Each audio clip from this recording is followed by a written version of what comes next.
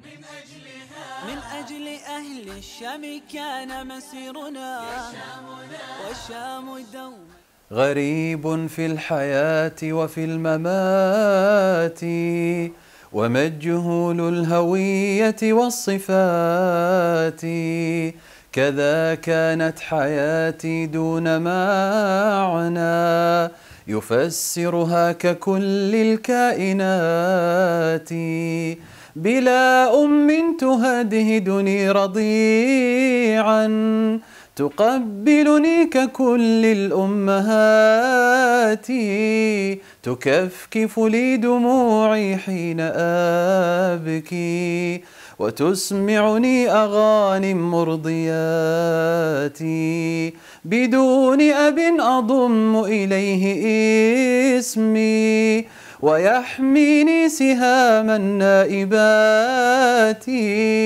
يقربني ويمنحني حنانا وبعض الحب مثل الأعطيات. السلام عليكم ورحمة الله وبركاته. تشرفت اليوم بزيارة مركز رياحين الشام التابع لرابطة أبناء الشام التنموية، والتي يشرف عليها الشيخ عصام العويد مشكورا مأجورا.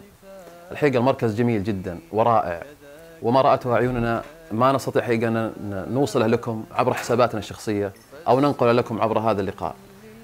ما أستطيع قوله. جزاكم الله خير وكثر الله من أمثالكم، وأسأل الله سبحانه وتعالى أن يسددكم وأن يوفقكم، وأسأل الله سبحانه وتعالى أن يزيل الغمة عن أبناء الشام وأن يعودون إن شاء الله أهل سوريا إلى سوريا منصورين. وجزاكم الله خير، لا تنسونا من دعمكم ودعائكم والوقوف معهم بنشر حساباتهم. والسلام عليكم ورحمة الله وبركاته. السلام عليكم ورحمة الله وبركاته. أهلا وسهلا بكم. من فضل الله سبحانه وتعالى ومنته أن أكرمني بزيارة لمركز رياحين الشام التابع لرابطة أبناء الشام التنموية التي يقودها الشيخ المبارك الشيخ عصام العويد، وهذا فضل من الله عظيم، أسأل الله أن يرزقني شكر هذا الفضل. ثم أبارك لكل داعم لهذا المشروع أن ما رأيناه هنا شيء عظيم وجهد مبارك، وأناس يعملون ساعات طوال لأجل أن يزرعوا قيمة ويتركوا أثرا أنتم من صنعه. شكرا لكم شكرا لكم شكرا لكم، واستمروا. السلام عليكم ورحمة الله.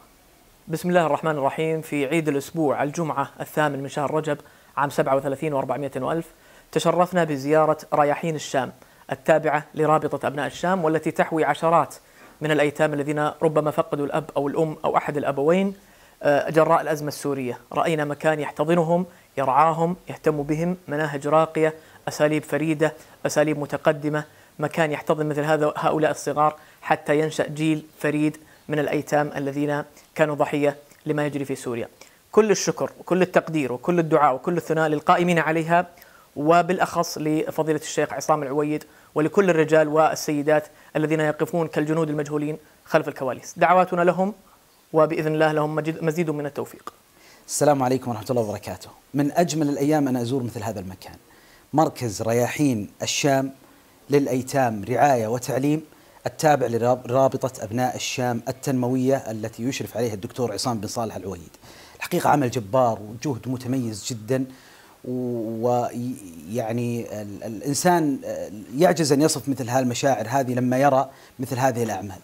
السلام عليكم ورحمة الله وبركاته. صراحة سعدنا بزيارتنا لمركز رياحين الشام، رائع وجميل جدا، وهو تابع لرابطة أبناء الشام، وحقيقة جهود جبارة.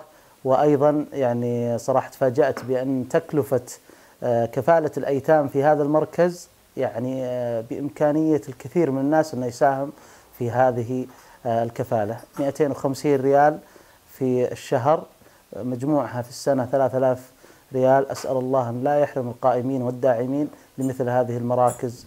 وشكرا جزيلا للدكتور عصام العويد على إدارته لهذه الرابطة. بالتوفيق إن شاء الله للجميع.